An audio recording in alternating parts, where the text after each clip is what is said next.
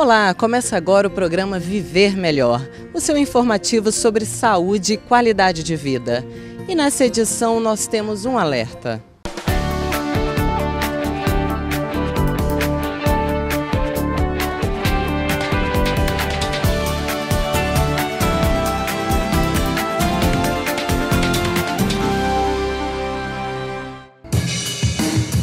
Cerca de 5 crianças são atendidas por semana no Hospital São Lucas, em Vitória, no Espírito Santo, com perfuração nos olhos. O oftalmologista Ricardo Lima esclarece quais são as maiores causas desses acidentes no verão. E nós vamos falar também sobre uma doença silenciosa que acomete o pulmão. O programa Viver Melhor volta já.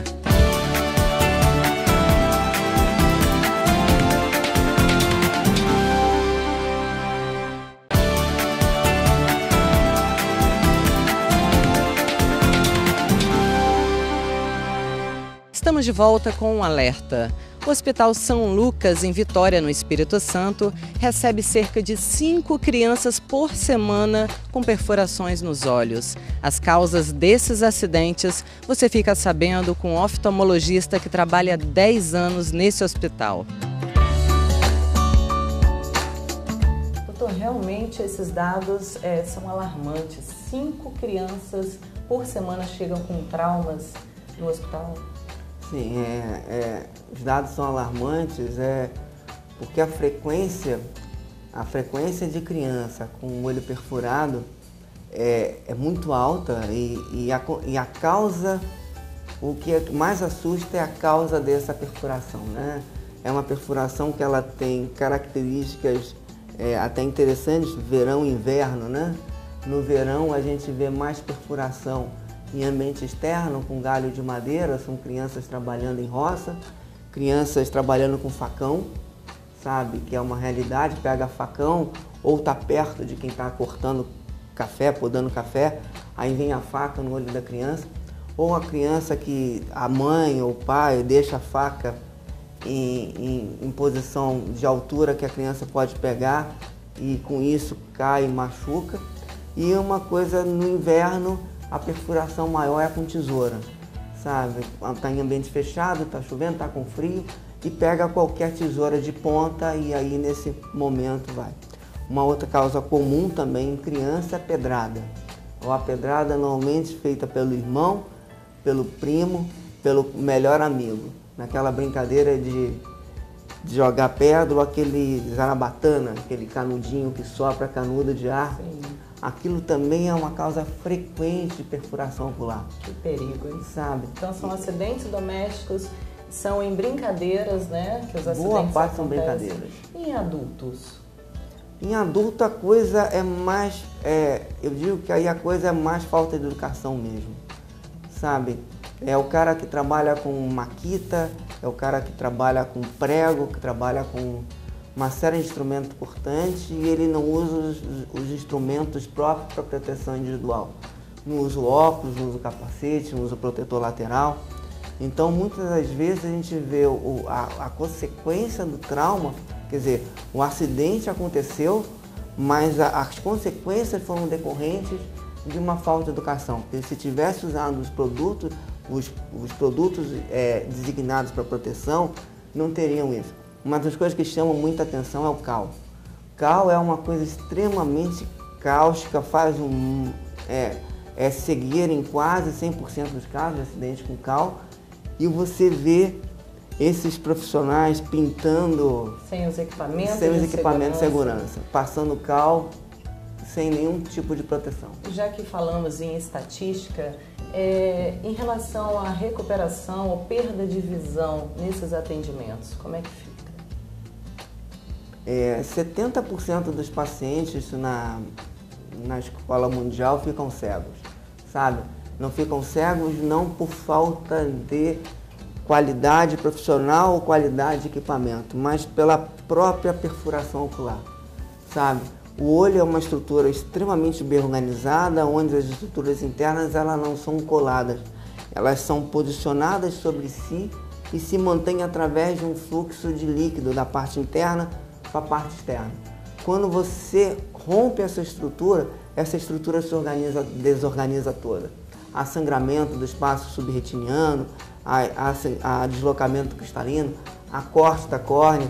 Quer dizer, essa desorganização dessa estrutura toda, em 70% vai para a cegueira. E desses 30% que enxergam, eu vou dizer que boa parte deles são visão subnormal, são visão que você disse com sequela.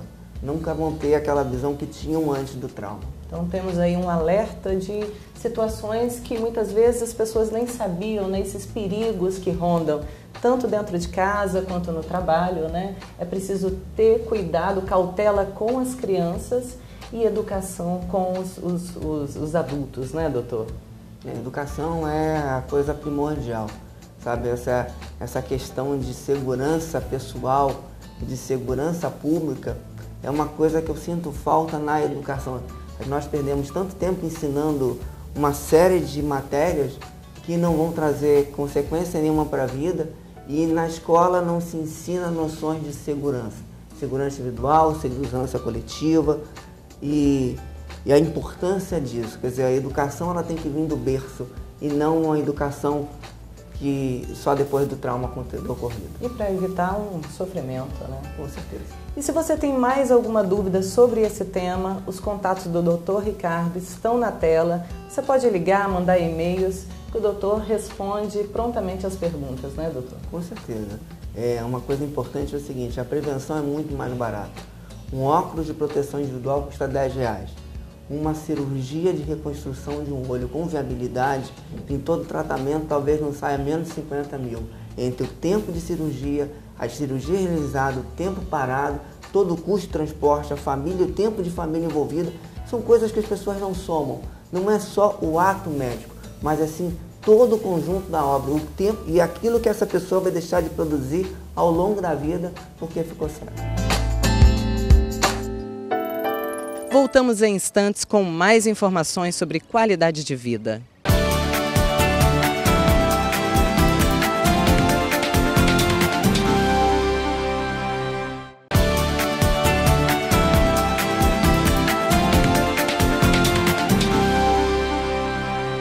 Estamos de volta com o programa Viver Melhor.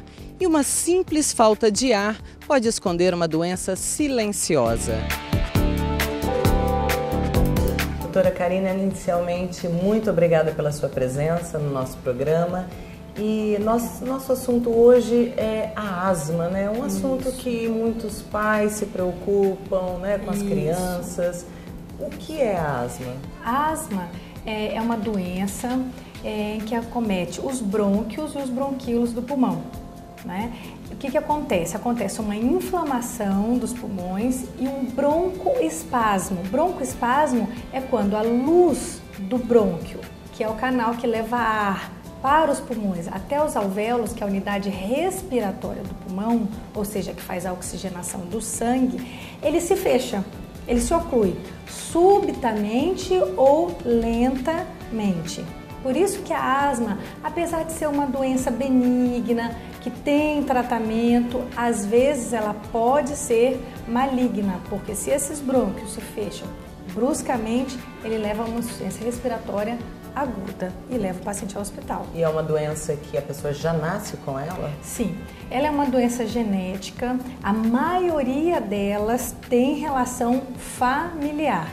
Algumas asmas são sim de início tardio, mas é bem mais incomum e normalmente tem uma outra causa para ela, chamada asma cardíaca, ou pode não ser asma, pode ser DPOC. Nem todos que chiam têm asma. Qualquer pessoa que chia pode estar tendo, por exemplo, um quadro viral, a gente pode chiar. O chiado é o broncoespasmo, é o reflexo, é o sintoma do broncoespasmo, do fechamento do brônquio. Então a pessoa fica piando, chiando e com falta de ar. É uma doença tratável, hoje em dia temos uma vasta gama de medicações que tratam a doença e ela modifica a história natural da doença, porque ao longo dos anos, tendo vários acometimentos de crises, de chiado, de falta de ar, existe um momento que a pessoa, mesmo nebulizando, mesmo indo ao hospital, ela não consegue mais relaxar aquele brônquio e ela fica com falta de ar. Isso se dá ao longo de muitos anos, mas hoje em dia ninguém precisa mais passar por isso. A doutora falou de tratamento, né, para asma, que me fez lembrar aquela bombinha que muitas pessoas falavam que faz mal ao coração. Afinal, faz ou não faz? Isso. As bombinhas, elas não fazem mal para o coração. Elas têm um efeito colateral no coração, que é a taquicardia. Vejam bem, não é ataque cardíaco, é taquicardia. Taquicardia é vista em várias situações. Quando a gente toma um susto, quando a gente avista um ladrão, é abordado por um ladrão, a gente tem taquicardia. A medicação, ela causa taquicardia e um leve tremor de extremidades. Porém, com o uso contínuo e acertado da medicação, por isso é um médico que deve prescrever, esses receptores do coração que dão a taquicardia, eles vão se fechando, eles não respondem mais à medicação e esses pacientes passam a não ter mais esse efeito colateral. Agora, o efeito no pulmão continua, que é dilatar os brônquios, tirar o chiado e amenizar a falta de ar, os pacientes respiram normalmente. Você falou de DPOC, que é uma doença silenciosa, não é isso? Que pode ser confundida com a asma. E é muito confundida com a asma. Não é? A asma é uma doença mais genética, de características genéticas. A DPOC é uma doença trazida mais de 90% das vezes pelo tabagismo. E eles se parecem muito com a asma, por quê? O paciente tem falta de ar e chia, então ele pensa que ele se tornou asmático. Mas quando você vai associar a história dele, doutora, eu fumo, eu sou tabagista, ou então eu fumei por muitos anos, mas eu parei há mais de 10 anos, não pode ser por causa do cigarro isso? Pode ser. DPOC significa doença pulmonar obstrutiva crônica. E ela, além de acometer os brônquios do pulmão, ele mata os alvéolos, que são as unidades respiratórias, que são o local onde acontece a troca gasosa. No asmático isso não acontece. E no DPOC ele perde a unidade que respira, ou seja, funcionalmente, ao longo dos anos, todos nós perdemos função respiratória, assim como a pele perde o viço, por exemplo, não é? Só que quem fuma perde a função de 6 a 9 vezes mais rápido do que quem não fuma. E ele tem, além da perda alveolar, o broncoespasmo, como no asmático, e a inflamação. E é uma doença hoje tratável, principalmente com a parada do tabagismo e broncodilatadores. Então é uma doença que tem cura? Ela não tem cura, nem a asma e nem o DPOC. A diferença é que ela vem tardiamente, ela vem em torno dos 50 aos 60 anos de idade em relação ao asmático, que às vezes vem desde a criança, desde a infância, né? Mas ela tem tratamento, então você tira os sintomas da pessoa e você consegue retardar a evolução natural da doença. Uma vez deflagrada o DPOC, a patologia da doença, que é a perda alveolar rápida, você consegue estacionar com as medicações essa perda alveolar, essa perda funcional. Então você trata os sintomas e faz com que a doença estagne, ela pare ali naquele momento. Se eu peguei um paciente que já teve uma perda de 40% da sua função pulmonar e naquela altura de vida eu só esperaria uma perda de 10%, por exemplo, eu sei que aquilo foi pelo cigarro. Ele tem DPOC, ele tem, que é bem conhecido como enfisema pulmonar, né?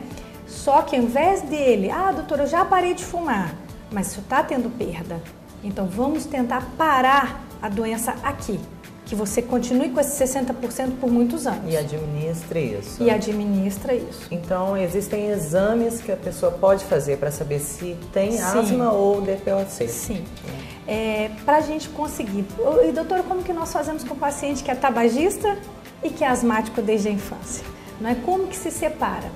Bom, nós temos a prova de função pulmonar, é essencial nas duas doenças, é a espirometria, mais conhecida como espirometria.